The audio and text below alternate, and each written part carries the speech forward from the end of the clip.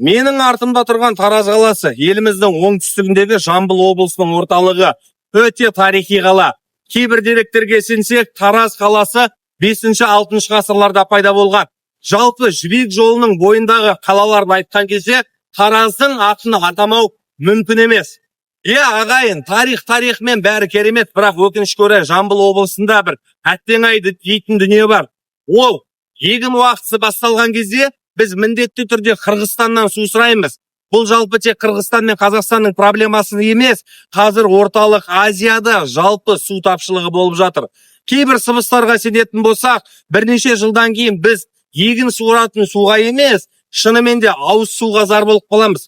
Осы дүниені еліміздің президенті Қасым-Жомарт Кемелұлы Тоқаев та ШОС саммитінде айтты. Яғни қазір климат өзгеріп келе жатыр. Климат қай жерде ыстам, қай жерде суытам, оны ешкімнен сұрамайды, өзі біледі. Қазір өкінішке орай біраз жерде қуаңшылық, біраз жерде құрғақшылық болып жатыр. Сондықтан еліміздің президенттің айтуы бойынша осы ШОСтың жанынан су ресурстарын зерттеу орталығын ашу керек деді. Себебі ертең ауыз суға зар болмау үшін.